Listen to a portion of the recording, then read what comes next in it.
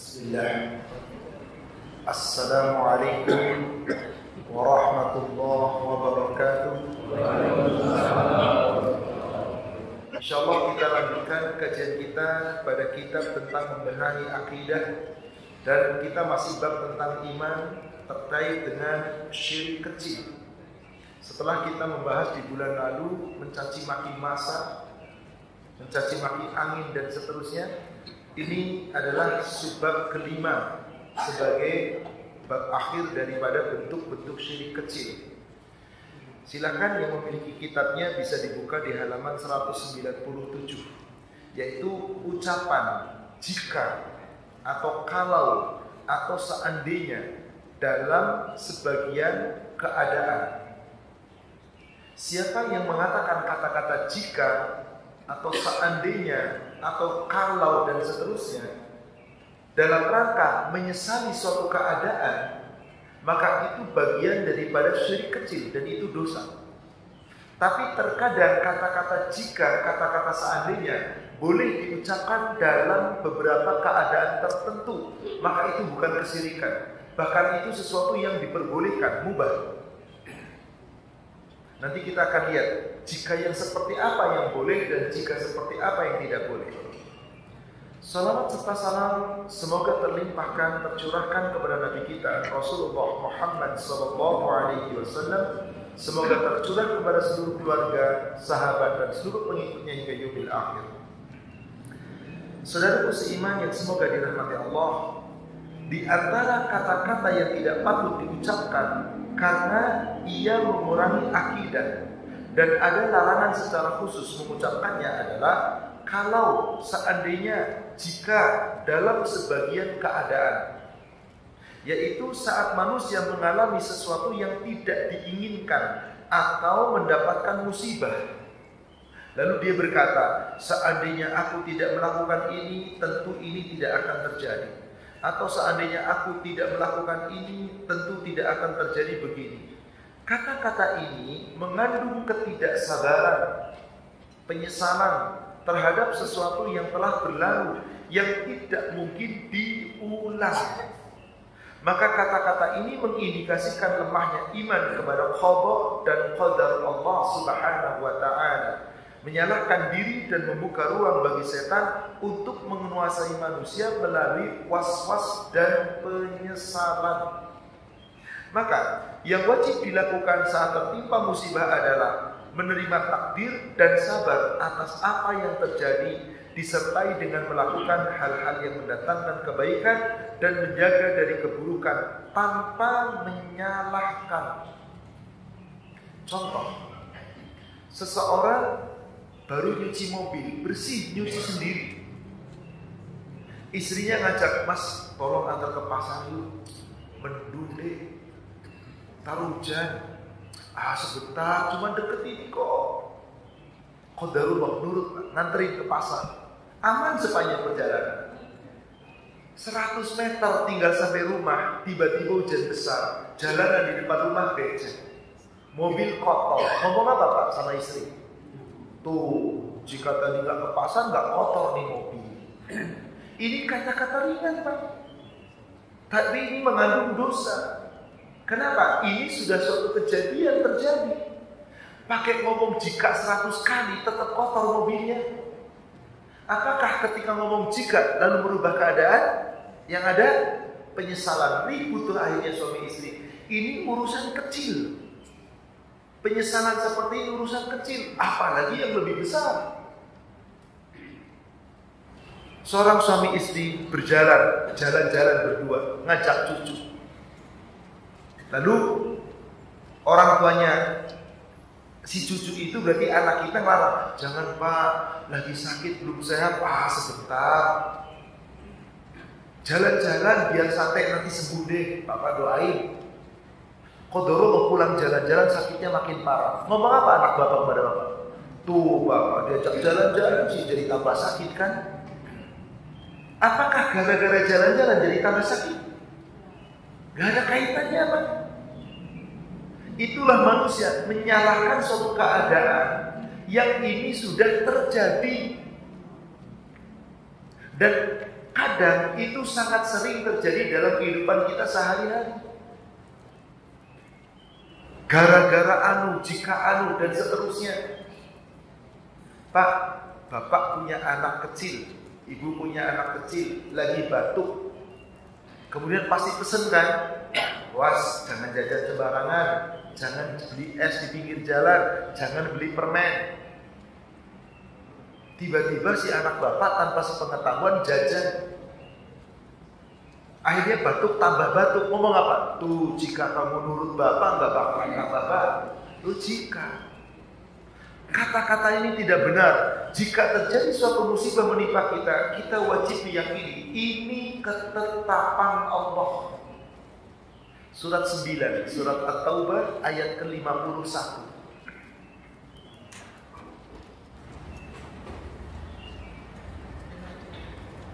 Qul, Allah Subhanahu wa taala perintahkan kepada Nabi Muhammad sallallahu alaihi wasallam menyampaikan ini kepada umatnya. La yusibana illa ma kataballahu lana. Muhammad katakan kepada umatmu, dan kita seakan-akan sekarang mendengar ayat ini langsung dari lisan Nabi sallallahu alaihi wasallam.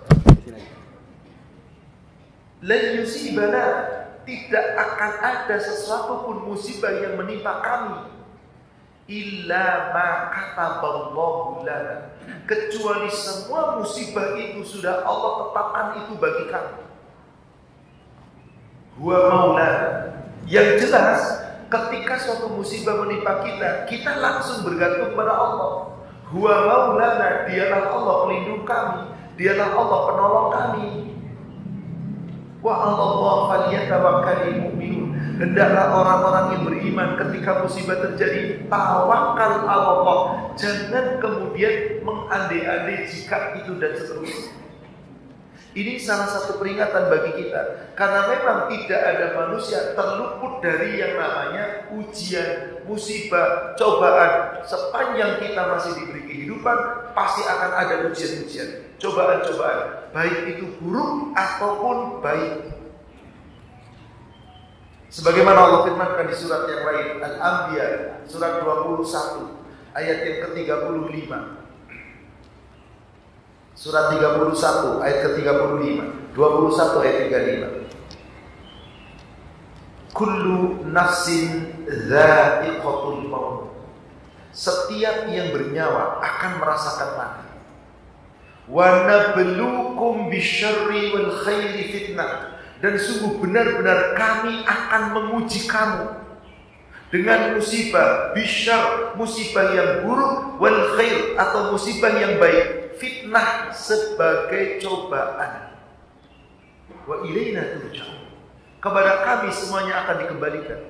Jadi menurut ayat ini Bapak Ibu, siapapun manusia yang hidup di dunia sepanjang kehidupan dialami, musibah tidak pernah berhenti dan bisa kebaikan maupun keburukan. Kita lanjutkan keterangan dalam kitab ini. Allah Ta'ala mencela orang-orang yang mengucapkan kata-kata ini saat terjadi musibah yang menimpa kaum muslimin di perang Uhud. Dalam ayat yang cukup panjang di surat Ali Imran ayat ke-154 di sini disebutkan. Ini asbabun nuzul ayat ini adalah ketika orang-orang munafik mencegah Rasulullah SAW di perang Uhud. Kejadian perang Uhud adalah perang di mana di saat itu musim panas yang terik. Lalu orang-orang munafik menghalangi Rasulullah dan para sahabat yang lain untuk berperang. Tapi Rasulullah SAW cuma mengatakan, yang mau ikut perang, mari perang. Yang nggak mau ikut perang, silakan. Maka orang-orang munafik mengemukakan alasan-alasan, uzur-uzur yang tidak syar'i tapi mengikuti hawa nafsu diberikan oleh Rasulullah. Dan sahabat-sahabat Rasulullah ikut perang. Apa yang terjadi Bapak Ibu? Qadarullah, yang awalnya umat Islam menang, tapi karena taktiknya Khalid bin Walid, maka umat Islam kemudian dikalahkan di perang Uhud. 70 syuhada gugur di medan perang yang langsung dimakamkan di sekitar lembah Uhud. Dan jika kita ziarah Bukit Uhud, pasti kita akan melihat ada makamnya di sana. Apa yang terjadi? Begitu Nabi pulang membawa kekalahan, orang-orang munafik mengatakan apa? Tuh, coba nurut kita, jangan perang, nggak bakal kalah, nggak mati deh. Maka Allah turunkan dari ayat, yaquluna law kana lana minal amri syai'un ma qutilna hahuna, kata orang munafik. Di penggalan ayat, di tengah-tengah ayat. Sekiranya mereka itu ada sesuatu hak kami mengatur dalam urusan ini, niscaya kita tidak akan terbunuh di perang Uhud itu. Maka Allah jawab, "Qul law kuntum fi buyutikum la barazal ladzina kutiba 'alaihimul qatl illa madaji'ihim." Katakanlah ya Muhammad kepada orang-orang munafik itu, meskipun kamu ada di rumah masing-masing, niscaya orang-orang yang telah ditetapkan kematian itu akan mati juga, meskipun tidak terbunuh di medan perang. Boleh jadi dia tempat terbunuh di tempat tidur mereka. Bapak Ibu, ada yang bisa menghindari kematian? Kematian akan menimpa manusia dimanapun berada. Meskipun mau sembunyi dimanapun, di tempat yang paling sepi, yang paling sunyi, bahkan membuat benteng yang sangat kokoh. Cerita yang sangat-sangat fenomenal, dan ini cerita yang nyata.